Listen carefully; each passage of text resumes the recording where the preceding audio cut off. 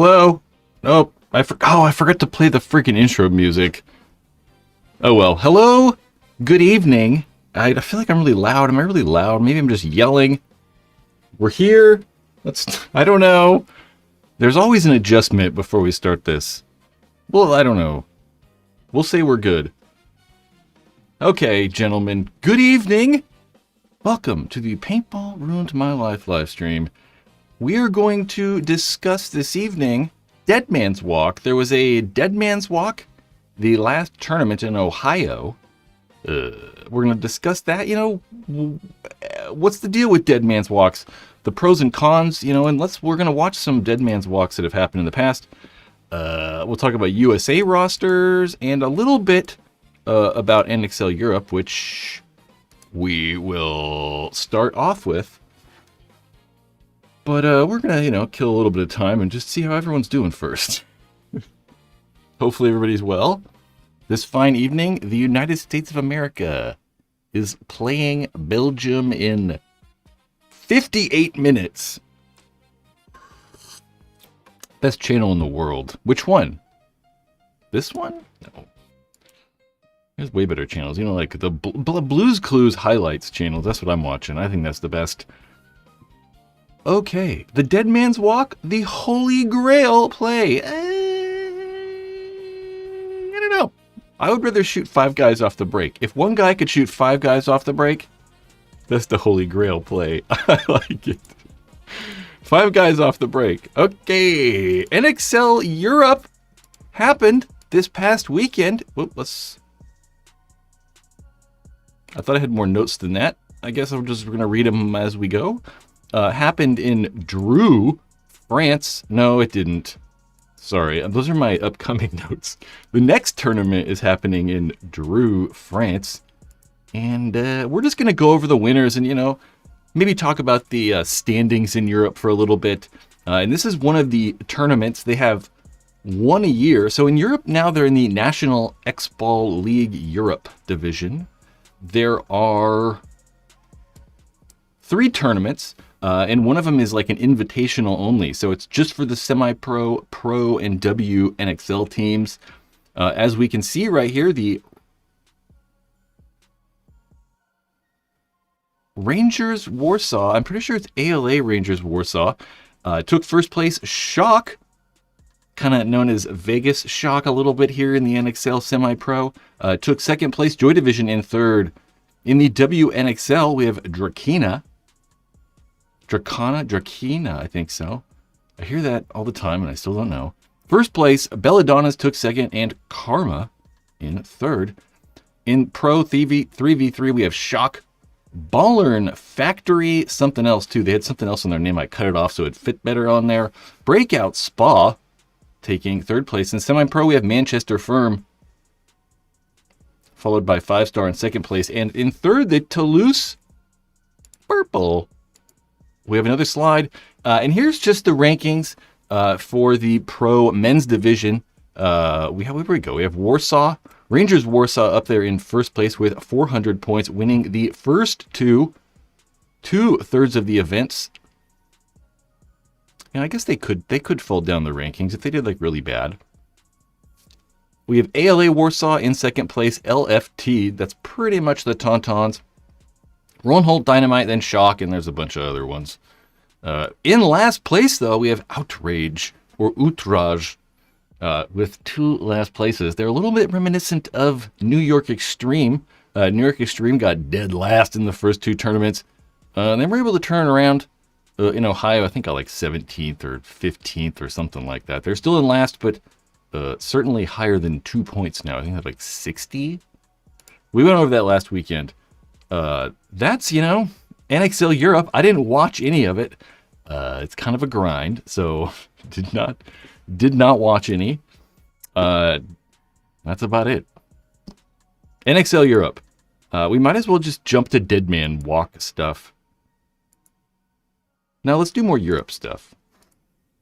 USA rosters. Some of the USA rosters, the women's roster, was announced a few months ago. We covered those.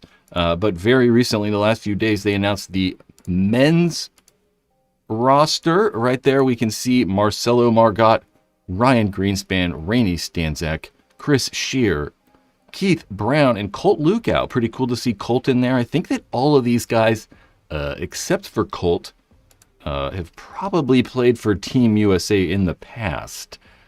There's more guys, though. We have Jason Edwards, Scott Stewart, Kyle Berry. I don't know why I had to read his name. Jacob Edwards, and Harrison Fry. Also, I'm pretty sure all Team USA guys except for Scott Stewart. So really cool that Scott and Colt are getting the look or picked to play for Team USA. Both very, I would say, deserving players. And they are going to play September 2nd and 3rd in Dreux, France for the European World Championships. The veterans also got announced with Ryan Greenspan again. Rainey Stanzak, really? I looked at these earlier. I didn't really think about Rainey being old enough to play. Okay. Nick Sloviak, Marky Ireland, Ryan Moorhead. And then we have Corey Field. And damn it, I looked some of these guys up earlier. We have Thomas Mantoni. There we go. Thomas Mantoni's been around for a little bit. Ryan Podesta. And Ryan's always kind of been playing on these veteran teams. We have Greg. Oh, man, why did I not I even looked these guys' names up and I just didn't write them phonetically down for some reason. We have Greg. Sorry, Greg. And then we have Mark Johnson coaching up the veteran teams. Mark might be playing as well. He looks like he's in civilian clothing, but he could be playing as well. Those are your men's, veterans, and regular, younger man, kind of younger. I mean, some of these guys are on the veterans team too, which is kind of interesting. Some of your teams, we'll talk about Dead Man's Walk in a second here. I might just go straight to it. I'm going to drink a little coffee and then we'll do it. Rainey's player pick is my all-time favorite. What even is it? I didn't even really think about it. This one or maybe another one? Is he in this one? Oh. I was looking down. Rainey's hair is crazy. I'm kind of jealous. Maybe that's all it is. Yeah. Back out of live chat and like the video. Yeah, give the live stream a like. If you're here, give the live stream a like. We're about to discuss the Dead Man's Walk. I prepared a little bit for the Dead Man's Walk today. Got some clips. I was able to find some cool clips of stuff. So let's just do it right now. Dead Man's Walk. Dead Man's Walk. Let's make that go away. Let's do this. I'm going to put my headphones on so I can hear it. So this is tournament last weekend. Like always, you can watch all this over on the Major League Paintball Plus website. You can see their logo right there in the bottom right-hand side of the screen. There's a link below if you want to, go subscribe. Actually watch paintball. Okay. And bodies are starting to fall all over the place. Let's set this up a little bit. So we can see Aftershock on the left-hand side, Jungle Cats on the right-hand side. Jungle Cats with a pretty big body advantage, too. I mean, you can see them at the center 50 wall. They got the center 50 snake. It looks like Dorito 2, this snake side back kind of tower. I think that's all. There very well could be someone, behind my head. Doesn't look like it. Looks like we have a 4 on probably a 2. We have Jet in the first snake, and then that gentleman behind him in that tower. We'll let this play out, and then we'll kind of rewind it and talk about it, And bodies are starting to fall all over the place as the Jungle Cats come on the attack. This is the Jungle Cats that we saw defeat Red Legion yesterday, so immediately answering. Walker, you got to be pretty impressed with how the Jungle... There's also quite a few angles of this, too. There were some actual replays that are pretty good, so they're at the end of this it's only a minute and a half. Cats are playing this event. It's a rookie pro team. You guys, hear from Carbon Paintball. Oh, man. Oh, wait a second. Oh, no. We went to sleep on him. Everyone went to sleep on Jet. It's still, though, to be decided as there's a body on the D side. Jet's going to hit the afterburners and try to get all the way onto their side of the field. Jet's gonna hit the afterburners. I have a feeling that Jet did a dead man walk. I think that we missed it, and he did. Yeah. Yeah, because it didn't look like everyone was dead. I think when everybody was Yeah, dying, replay Jet on just stood up and walked off and then pulled his gun up and started shooting people. Crafty. Yeah, that the refs are over there like, okay, so are we sure I like the pro shield. what exactly happened? Well, guess what that means? That means everyone else gets bonus balls for the rest of the game. Oh man, Yeah, 100%. Look at that. Jungle Cats over there are like, all right, let's talk about it. So of the jet ski, we believe a dead man's So here's a replay. Different camera angle. walk. So you can see, yeah, Jet right there on the left-hand snake. So he just comes out of snake one. Yeah, nobody Yeah, shot him. nobody there, shot him unless somebody maybe shot him cross field. Apparently not. He's gonna get then all the way he up to the just- 50 before he turns around and shoots him. Bowler's another angle, thinking, too. Oh, everything's good. Coast is clear. How am I going to get shot by my own guy? Who just shot me? This is going to Right be here. Though. Yeah, he just comes out of the snake one. Oh. Loads his gun. Our cameraman thinks he's dead too. Everyone thinks he's dead. We thought he's dead. And he gets right beside Oler. Stays in bounds. Oh, That's yeah, pretty much all. Then they start the next point. One thing I thought was kind of interesting is they show like this angle. Now, where was it? Look like maybe comes out of snake one. Yeah, nobody Yeah, shot him. nobody there, shot him unless somebody looked like maybe shot him cross field. I Apparently were- not. He's I'm all like- the way up to the 50 before he turns. Maybe I Everything's just. good. Coast is clear. How am I going to get shot by my own guy? Who just shot me? This I is don't gonna know, be- whatever. I don't know what the hell I'm looking for. I thought there was a spot where he like kind of looks like he gets shot at a little bit. Dead Man's Walk. So yeah, obviously, I mean, if you guys aren't, super familiar with paintball, a Dead Man's Walk is, when you pretend like you're dead and just walk down the field and hope no one shoots at you. And because you're not shot, technically you're alive, so you can like pick your gun up and start shooting at people. Kind of, I would say perfectly And bodies are starting to fall. perfectly executed by Jet here. And I'm trying to think of the order I want to do this. So, it's certainly not the first time there's been a Dead Man's Walk. What the fuck, dude? I thought I had another clip in here. Hold on, let me see if I just didn't put it in here real fast and I can find it, like, real fast. Nope, that's not it.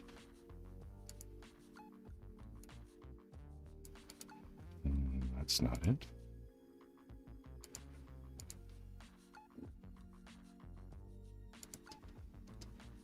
Damn it. Okay, I don't know.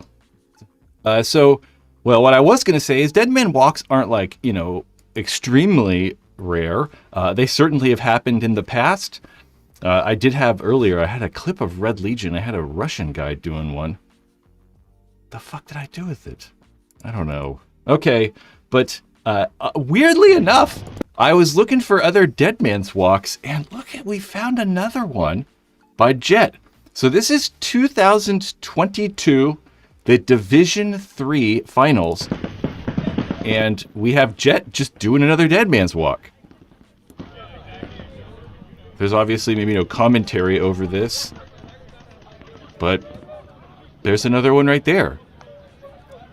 So it's obviously, not something he's too unfamiliar with. He's certainly done them in the past.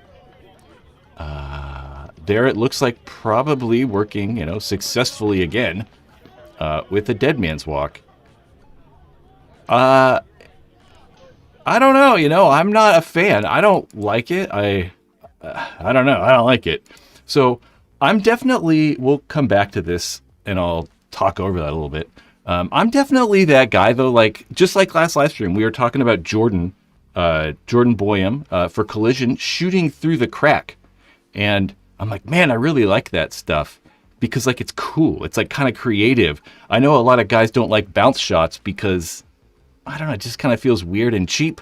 You're not actually shooting at me. It's like this weird ricochet thing, but like I kind of like it. I think that it adds like another dimension to it, right? I can look for like these weird bounce shots, or I like to creep around in the open when I can. So I like that. That's to me like a part of the fun of paintball is just doing like kind of weird things. And kind of just having fun a little bit. And I'd kind of put that into this category a little bit, but it also dips into that like category of like just not being very like nice, I don't know. So I put like a pros and cons thing together. I'll kind of, I guess, just let this play and I'll talk over it. Pros and cons. Technically, I don't know if this is a pro, but technically it's legal, there's no like rules against it. It's just kind of like one of the trickery parts of the game. It's like a super bluff, like you're like, oh, I'm walking out. Are they going to shoot me? Or are they not going to shoot me? You never really know what's going to happen. You're kind of bluffing whether you're hit or not. And, it could be, considered a smart play, right? Where the other team's just not really ready for it. You're kind of exposing their communication and their awareness problems. Maybe, like there's a part in here, right, where we can see Jungle Cats player Bianca right here, even counting all the dead players, right? Visibly, like 1, 2, 3, 4, 5 dead guys. So, like, I don't know. I mean, he thinks everybody's dead. So maybe not necessarily awareness and communication problem. Maybe just, not ready for it because, the dead man's walk's not something you see a lot. There's definitely a lot of reward, though. Obviously, high risk. It was a 2-on-4. And then all of a sudden now it's a 1-on-3 or 1-on-4 if you walk out of your bunker and get shot. But if you're able to turn it around and win a 2-on-4, that's a pretty good like reward for taking that big risk. It's also entertainment value, like people either like it or hate it. And it, sometimes can work, sometimes it doesn't. But it certainly gets us like talking about stuff and makes it kind of interesting. They made a bunch of drama at the tournament, which made it maybe more exciting. I mean, we're here talking about it right now. So it definitely, has some sort of entertainment value. But there's, I would say, things that are probably bad. I kind of think that in a way it's not safe because a lot of the times, like when players put their guns down, it's like signaling that they're out. But like if, somehow we like, or if, let me go back to that. I'm like thinking about like multiple things at a time. So what did I actually write? I said when a player puts their gun in the air or acts shot, you stop shooting, right? Kind of just because they're shot, you don't want to hurt people, so you just kind of stop shooting. But like if dead man's walks become like more normalized, we're certainly going to see like people just getting shot all the time, right? I mean, you're going to constantly have to have your hand in the air or maybe your hand on your head because at one point in Europe, this was a big problem, right? I mean, dead man's walks were a big problem and like, maybe not a huge problem, but they were certainly something that was happening more than at least in the US. So they made it a rule that you have to put your hand on your head. I don't even know if they're still doing that, but for a while there, you had to have your hand on your head to signify you were out, like the whole time. So you're running off the field and you had to have your hand on your head. If you don't, then, you can get shot and, whatever. So it could definitely lead to more bonus balling and then like, people throwing little temper tantrums on the sidelines. And I just think it's kind of unsportsmanlike. I think it's kind of generally viewed as kind of a cheap, kind of weird play. It doesn't really involve a lot of skill. I mean, you certainly have to understand paintball to do it, but it doesn't take a lot of skill. There's not a lot of athleticism, and it's not an actual paintball move. It relies more on just like people being gentlemen and not like just shooting the crap out of everybody all the time. Right? It's kind of like you're breaking the like decorum of paintball in a way. I thought of like some other like situations where you're like in other sports that like you kind of like break the unwritten rules a little bit and nobody likes it. Like in baseball, when there's a no-hitter, you definitely don't bunt and try to break up a no-hitter just to be an asshole, right? You swing and you don't bunt and just be a jackass. Same thing in baseball, people aren't liking bat flips and people standing around looking at home runs when they hit them. This used to be a thing in cycling, but if the leader of the cycling, like the race, used to have them, if it's less and less now, but if the leader of the race had a mechanical, like a flat tire or something, a lot of the times the race would slow down for them because the flat tire thing's kind of just like wonky. It's not really like a display of your being a better rider. You just kind of got unlucky. Basketball, you know, if you're up 10 points and there's 20 seconds left, you kind of dribble out the clock, right? You're not going to go and, you know, try to shoot a three and just run the score up. So there's definitely a lot of other sports where, you know, there's these unwritten rules, but they're not actually rules. And sometimes, you know, the players pay the price for it. You know, all these bat flip guys are getting hit by pitches more. And, you know, if you're trying to run up the score in basketball, you're probably going to get fouled more. And I also just think it's a bad example. You know, I don't want like divisional teams doing this, because you don't want Division 5 teams and Division 4 teams doing dead man's walk, because it's just going to lead to like chaos at the paintball field.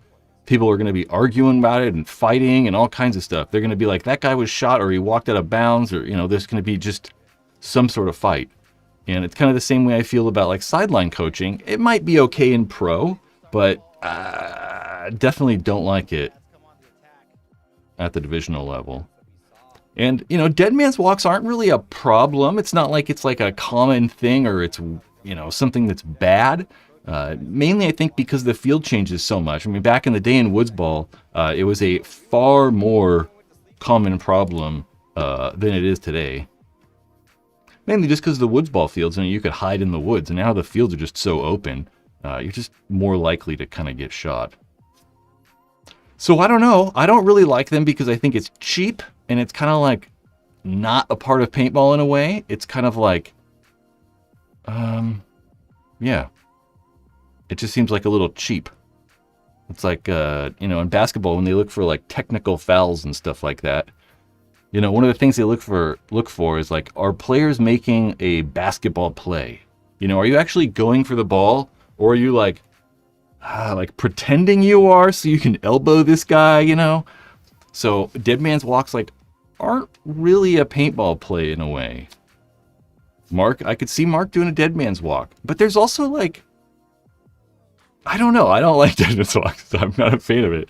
One thing I do in rec sometimes though, is, you know, I'll be in like the back snake corner or the back center and just be like, you know, standing in the back center, and then I'll just like walk out of the bunker and I'll just like walk to the next bunker. So not run or shoot back or anything. I'll just like Jet did. You just kind of stand up and walk. I'll do that sometimes in rec, and I'll like walk to the next bunker, or I'll like walk down the field and just get in the snake. I sometimes do that, but I'm not like, you know, I don't know, a whole full dead man's walk's a whole other thing. And it's when we're playing rec like 20 on 20, so I don't know. What do you guys think? Dead man's walk, good, bad, awful? Are they what? I don't know. Let me know in the chat. But first, this live stream sponsored by, oh, is my thing working? Oh, there we go. BFPgear.com. You know, they got a lot of Hydra stuff.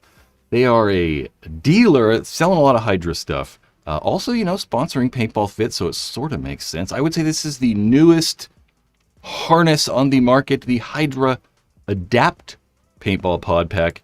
Coming in one size. No, there are two sizes. I kind of thought there was one size, and I was like, why is there this thing here? A 5 and an 8. You know, Hydra make a lot of good stuff. Everybody really likes their Hydra black knee pad. Maybe not everybody, you know, but they're very popular knee pad. You can find them over at bfpgear.com. There's a link in the description if you want to find that. They got all kinds of stuff. I thought that said airsoft. That says airsoft. You know, you can get airsoft stuff there if you want. They're not going to have a ton of airsoft stuff, because it is a paintball store, but they got a lot. You know, I really think these tanks are so cool. Like these little teeny carbon fiber tanks. I kind of want to get one and like just use it on my EMAG. Get like, you can probably shoot a hopper. I could shoot a hopper on that. It's not that much though. I'd like to have like a 28 4500. A 28. And I want it to be this long though, so I can still kind of shoulder it, you know? BFPgear.com. The best BFP gear. Pew pew, Mike. Thought about you today a little bit. I go to the dentist tomorrow. That's not why I was thinking about you. I think it's great. Lots of people. What do we think? You know, good, bad. Yeah, it's like Dead Man's Walks. Like I don't know. I kind of like I get it. Like I think like I get it, but I don't know. I just don't like the like weirdness of it. So I looked at your, what'd you say, Robert said, I looked at your recommendations recently on your website. Would you still recommend the HK Army Aerolite carbon fiber tank as a first tank? Probably not. Not nowadays, honestly. Let's change that stuff. Probably not.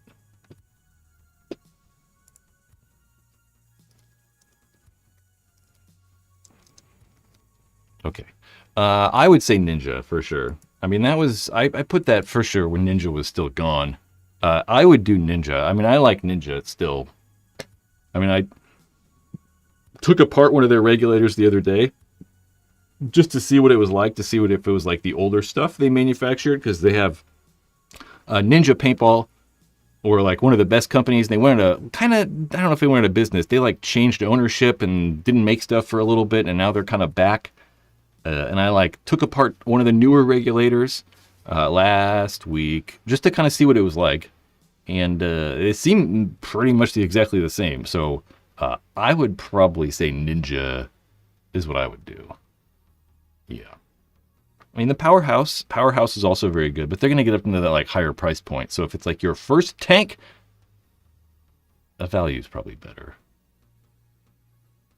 Chris Martin says he picked up the Adapt Pack. It's fantastic.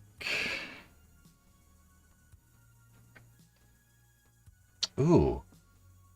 A Swedish massage. What's the difference between a Swedish... Well, I don't even know. What's the difference between any massage? They all seem kind of the same to me.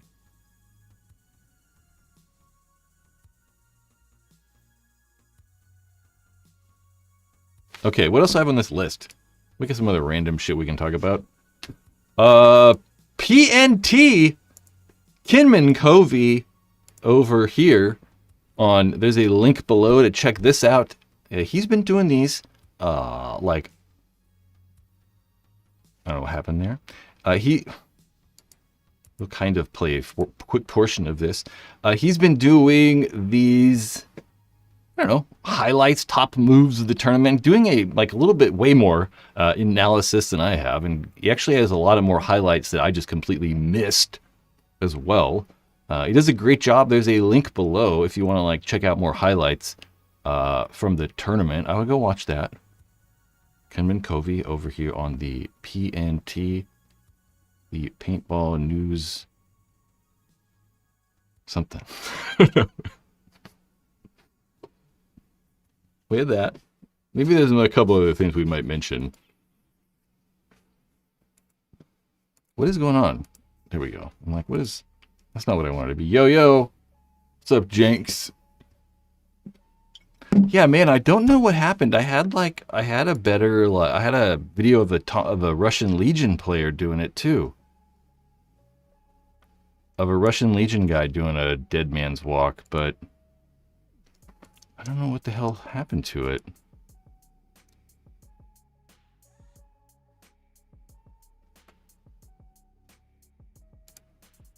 I'm trying to find it really fast or something. I don't know. Maybe I just didn't download it. Oh well. It's just kind of interesting that we found 2 videos of Jet doing dead man's walks. Interesting.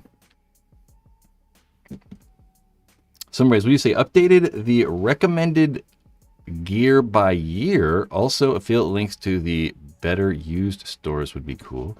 Sell those. Man, affiliate links are so dead, though. Yeah, I don't know. It's completely dead. They're, completely dead. I mean, affiliate links on YouTube kind of used to be a thing, right? But I'm not doing tons of videos like those. When I'm not check the link in the description. People aren't doing that shit, and people just aren't doing it. If you ask them to, maybe if I was to sell if I had a video that was the top 10 best paintball things, those would sometimes work, but certainly less and less. And then the website just doesn't get any traffic at all anymore. I mean, because Google's just like killed the internet. So I don't get any traffic hardly anymore. Affiliate links are no go. Oh, I'd take a part of honey. I'd take a part of that honey scam.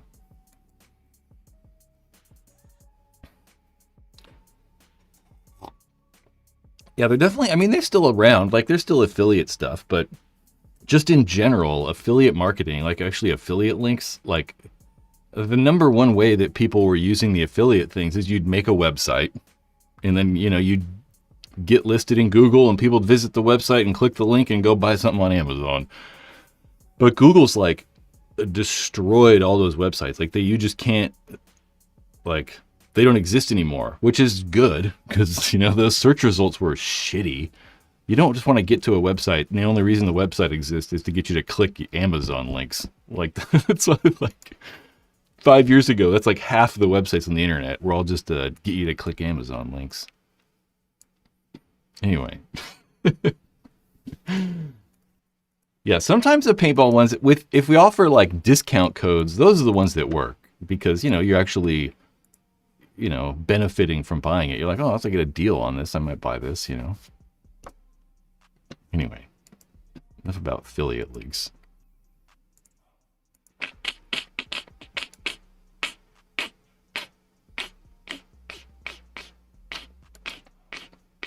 What is it looking for? Why can't I find this? I don't know. We'll open this. You know, I'm going to start this new thing. I always talk about starting new things. You know, one of these, something's going to work. There's this thing called the Paintball Recovery Institute that is now accepting new patients. And if you want to find out more about the Institute, you can put your name and email address in there. And then when the Institute has more information, they will contact you. The Paintball Recovery Institute. PaintballRecoveryInstitute.com. I almost went with an org, but I was like, it's an institute, not an organization. So there's going to be some stuff coming out involving that soon. The Paintball Recovery Institute.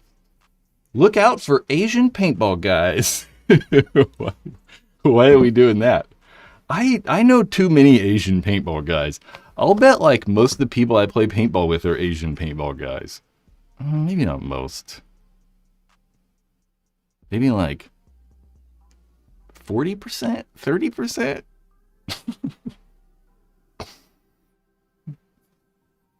It was a 6'4" Russian man, Chris Martin. Anyway, what are we doing? Chris Martin says, is this for people whose lives were ruined by paintball? You bet you right it is, Chris. The Paintball Recovery Institute. So if you're suffering from the affliction, the Institute will help you with recovery in your path to cleanliness. Something like that. Paintball Recovery Institute. Doodly doot doot. Hey, David. What are we talking about? Why are we looking out for Asian paintball guys? I'm an Asian paintball guy. Andrew says, I play with so many Asians, I feel like a GI in Vietnam in most missions.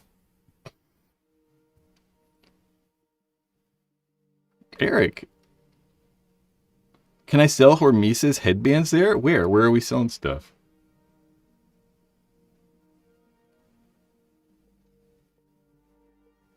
I want to go to Vietnam. Why are we talking about Asia all of a sudden?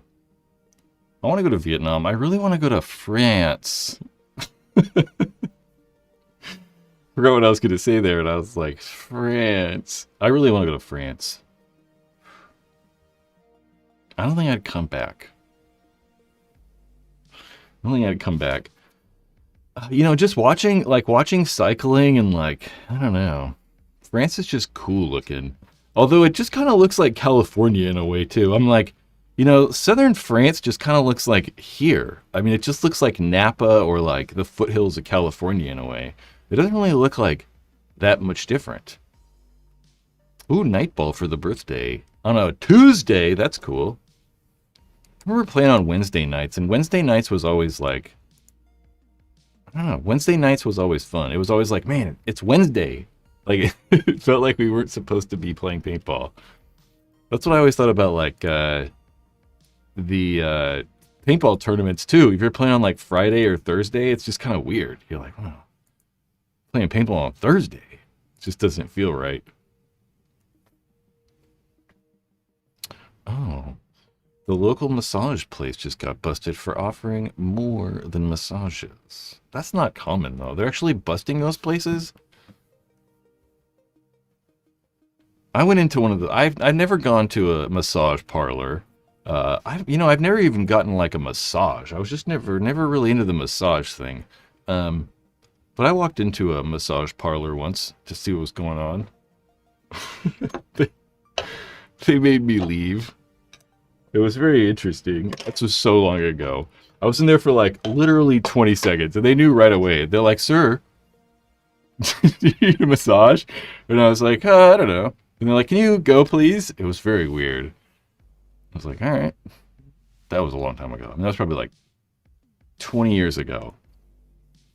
That was my experience with the massage parlor.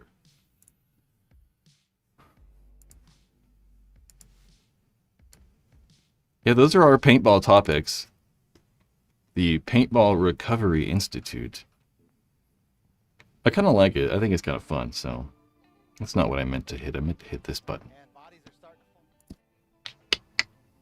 Yeah, next week we'll do part 2. We'll do the second installment of dead paintball gun brands or whatever. Undercover. We're not going to undercover. I should go like undercover at like a paintball store. You know how those people do like those like, oh, I'm an old man. I'm an old man and I'm going to go pretend to skateboard now. Or like, I don't know, you know. Like Kyrie Irving did those like not Dr. Drew, Uncle Drew, when he'd dress like an old man and go play basketball. I should do that at a paintball store. Stupid. I think they'd know. People probably know it was me. I couldn't, you know, kind of stand out. Brad, ask about shaking hands. What about shaking hands at the tournaments? Are you, Mark, do you think that we shouldn't shake hands or that we should shake hands? I don't know how you feel about it. I could see you not liking it. I think that we do it. I mean, I don't know why not. Give me a good reason not to. I don't know why not to. You know, I think about like why you should, and I could probably give you a lot of reasons why we should do it. And I think that like you should because, I don't know, it is just a game. And I think, you know, you watch it like the NBA finals and like, you know, the World Cup and shit. And those guys like invest way more time. I kind of remember talking about it. I don't really remember though. You know, those guys invest so much time. Their whole lives, literally every moment of their life is dedicated to this sport. And, you know, if they can lose and they're fine, you know, going and shaking hands, I don't know why we can't do it. You know, like they just play paintball on the weekends for fun. And like, even at the pro level, like they're not playing for anything. Like, I mean, you literally get nothing when you win the tournament. There's like, here's $400 or some bullshit. So it's like, you don't actually get anything if you win. So it's kind of all just for fun. And I think that like, especially in a sport that's like really small, where like everyone knows everybody and stuff, I think it's important to keep like the camaraderie, or like, you know, we're really just trying to have a good time, you know? So try to keep that like atmosphere is important. Yeah. Shaking hands in the prelims? Yeah, I don't know. I don't care. It's not that big a deal to me. I mean, I get if it took a bunch of time, but it's kind of like, you know, the pits are right there. You're literally going to walk past them anyway. I don't know, Mark. Didn't Oliver... There's that story about Oliver spitting in his hand and, like, shaking Bart's hand. You could do that. Although, I think that they say that Oliver thought that that was, like, cool. Like, you know, back in the day in the Wild West when you'd be like... You'd spit in your hand to, like, you know, solidify a deal. I think that that's what Oliver thought, and he might have been a little confused. So I don't think it was like, you know, disrespectful or whatever. You could try that. I don't got a problem with it. I don't know. I mean, the last time, I mean, we did it. I don't remember, like, I kind of think back to, like, tournaments, and, like, dude, it's been so long since I've played like a paintball tournament that I don't really even remember doing that. Like, yeah. I mean, I definitely remember doing it at the PSP sometimes, but I don't remember if we did it every match or whatever. I think it's good. Keep doing it. Mark, I'm gonna see if they'll do it before the matches. That's what we should do. Before and after. Before, in the middle. Yeah. Push the porta potty over. Yeah, I don't want to do that. That's I don't want to do that. That's how you get like HP pylori or whatever. Yeah, I thought about playing a tournament, Chris, but I don't want to play the CEPL. You know what I'm saying? I don't want to play the CEPL. A 7-minute handshake. I like that. 7. Just 7 minutes straight. No shaking or just a...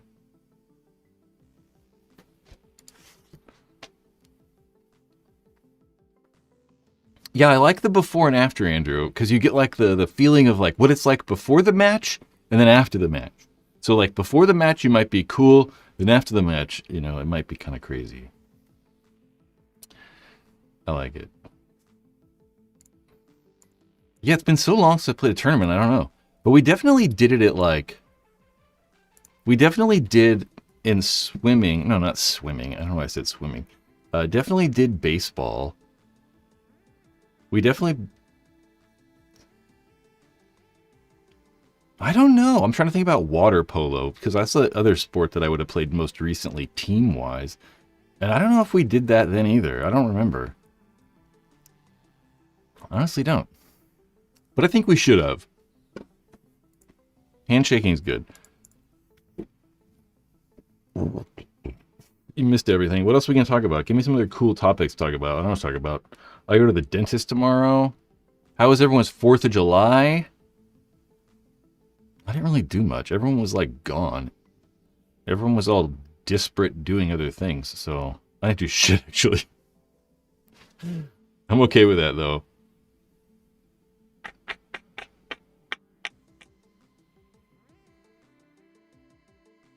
Yeah, Speedos.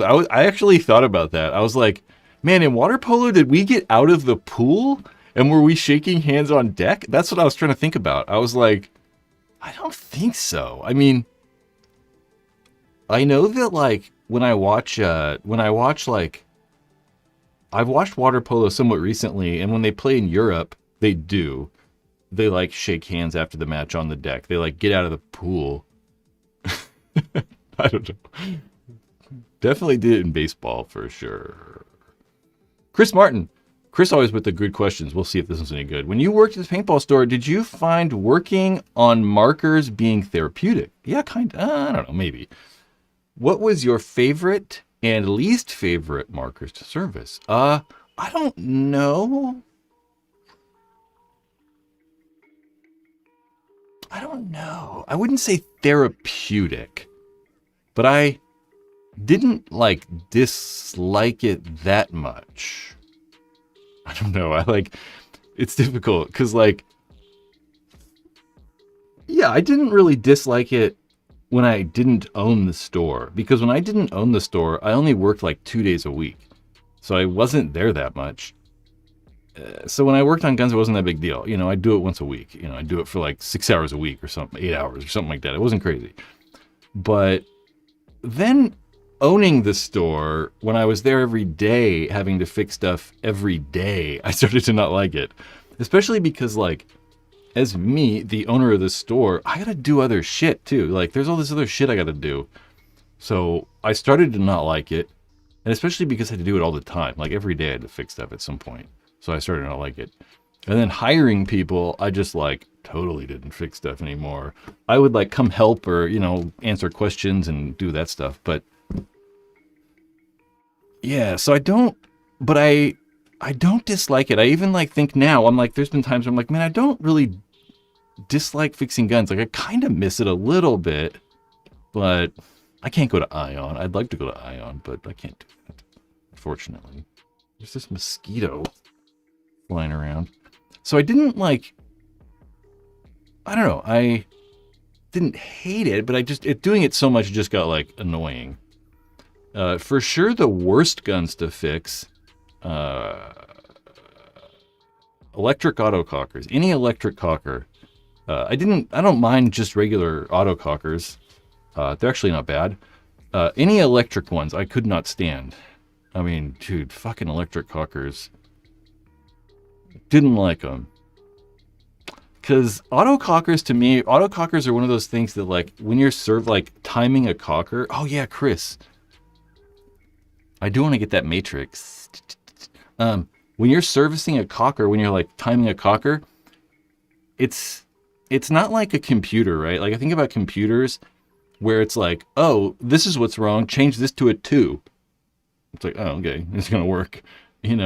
Cockers there's a feel to it, right? You have to you have to understand what the lug is supposed to feel like when I pull the trigger.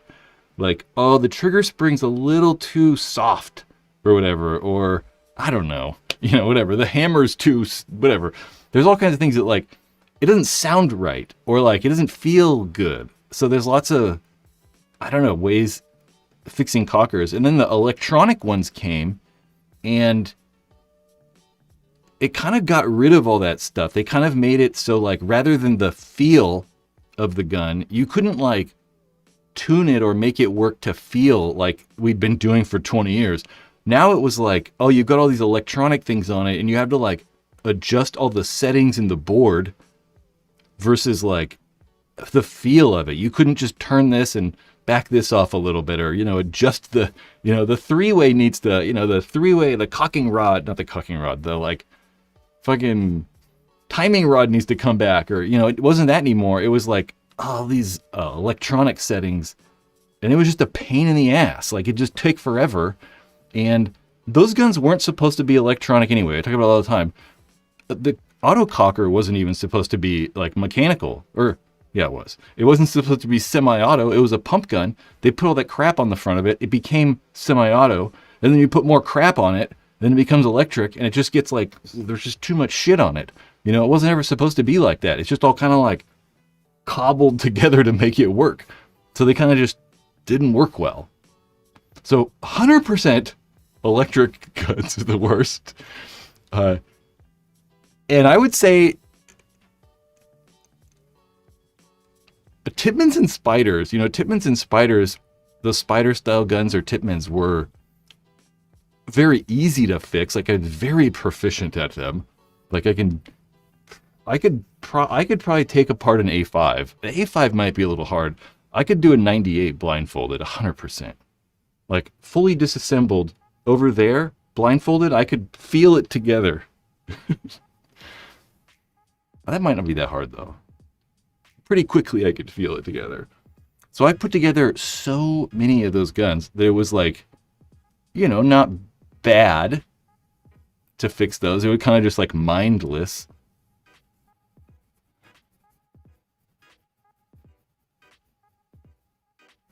Yeah, I'd say Tippmanns and Spiders, 100%. Just because, like, one of the good things about, like, making, like, fixing stuff or, like, doing that stuff is, like, just making it work, right? That's, like, the or, like, good part. There's a better word for that. That's, like, the gratifying part is, you know, making it work. And when it works, it's like, cool, I fixed that. Sorta. And Tippmanns, you could get through those really quick. Tippmanns and Spiders, I could just bang those things out. And I would rather do that, right? I would rather the thing take me 20 minutes or like 5 minutes, you know, rather than me get some weird old gun that takes like 2 hours. I gotta like hacksaw something off and like file this thing down and like do a bunch of crazy shit. I'd rather it just work and I could just do it really quick. So electric cocker's the worst. We'll go like Tippmann Spider are the best, maybe. Mags, what are we talking about mags for?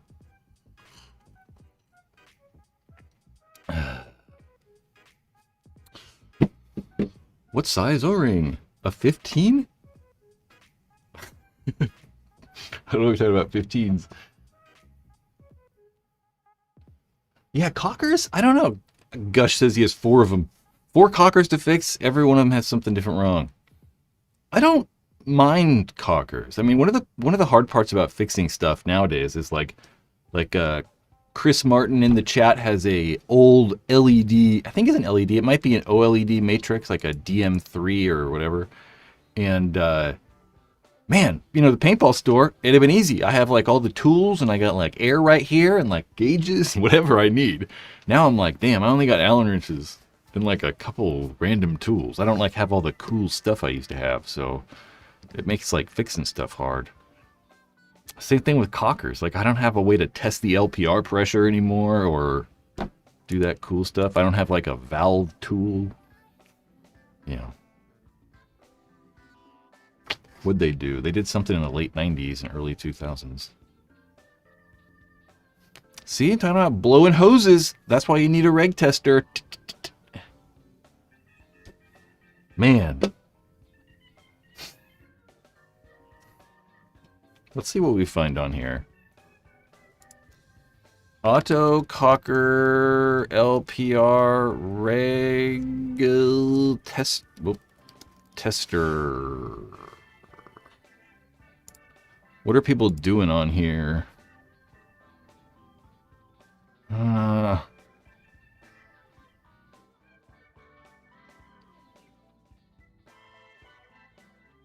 Yeah. This is fucking huge. Ours was really cool. Like, we made it, so it was like, somebody made it. I shouldn't even say we. It was like before me, even. Huh. That was cool. It had this like little quick release button on the side, so you can like, you could like let air out and fast and stuff, and there was like a gauge on the top. Pretty sweet. Can't you just use a bottle tester as a reg tester? What do you mean by bottle tester? Like, yeah. I mean, really, all the reg testers are generally all the same, you know? Like, I don't know. This thing right here. This from Inception. Okay. Let's just go. Is pretty cool. Yeah, Chris. I thought so. I just think of a tank. What'd you say? Bottle tester. I think about like, you know, hydros or something. That's what this kind of is. I mean, so you can screw right there. You can screw that I forget the thread size, but like a tank or inline regulator is going to screw in right there.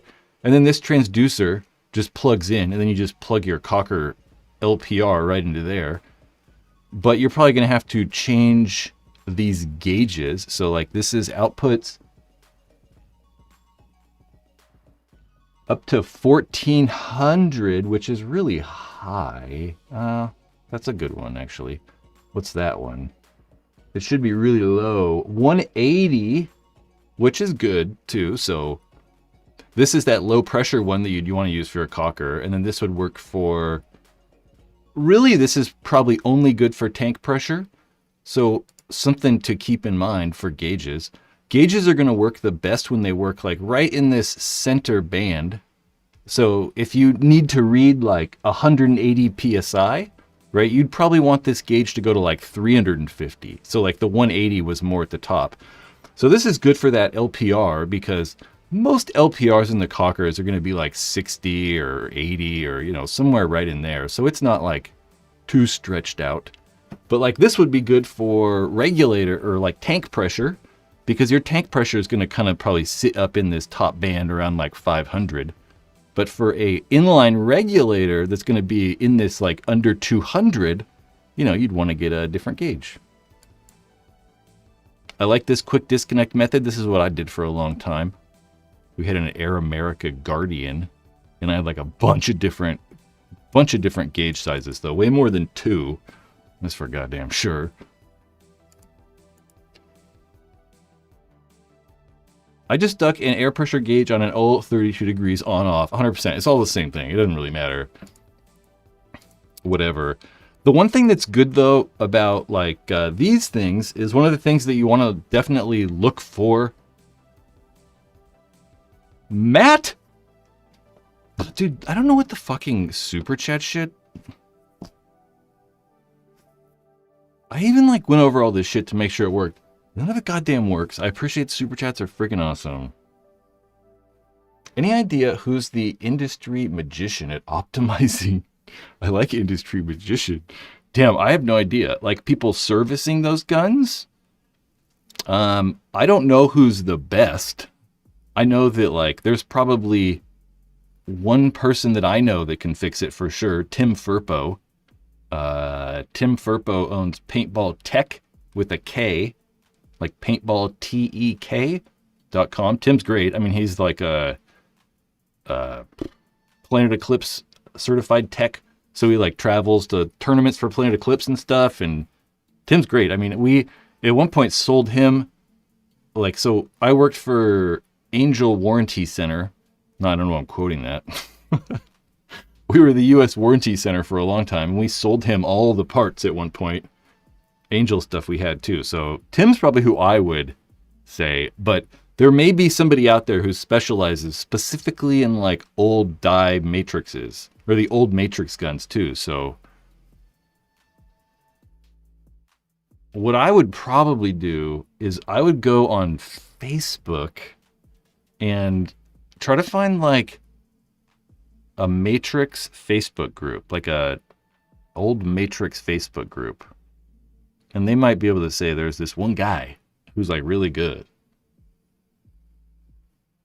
He might be able to.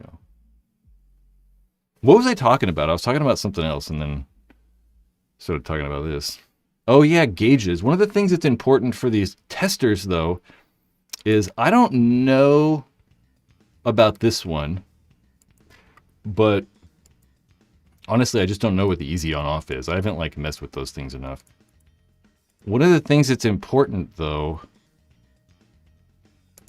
like, I don't know, for instance, this is one that's made by Dye. This will go on the Hyper 3 regulator. So they have those little teeny threads, like the threads I have on my DM9 over there. That'll work on. But see the button on the side? The button on the side's a relief valve so that you can actually like let air dump out of it. So you can and let air dump out. So that you can press that button and then you can watch that gauge. Because you want to make sure that the recharge is fast. You want that gauge to like, if it's right here and you let the air out, you want it to be like ping and like ping right back. You don't want it to like and then creep back up.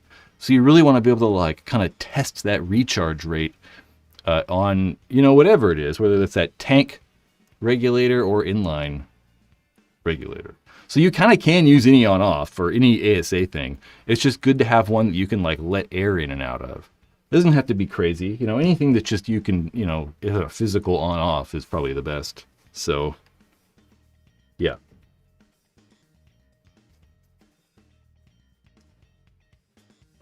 I was looking for on offs. I don't even have a friggin' on off.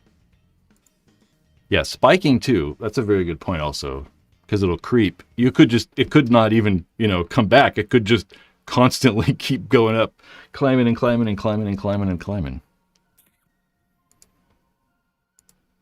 We're still going, right? Yeah.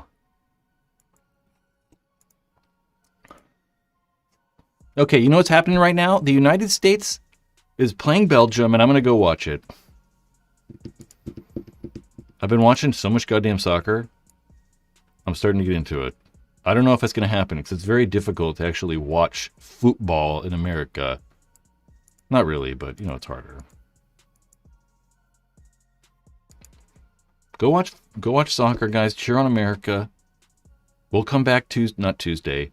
We'll come back Monday, and we're going to do part 2 of the dead paintball gun companies or whatever. Yeah, dude, if I was in Europe, I would so be into football. I mean, you can, like, it's kind of, you know, it's just not the same here. I mean, we have, like, you know, the MLS and whatever, but it's just not like, I don't know. Maybe if there was, like, an MLS team locally, it'd be a little different. Okay. Gentlemen, come back. I appreciate you guys. I don't know, leave a comment. Maybe like the live stream. I'm going to go make, I don't know, beef? Some sort of nachos. I'm on another nacho kick. Okay, guys. Go watch soccer. Come back Monday. I don't know. We'll see you next time.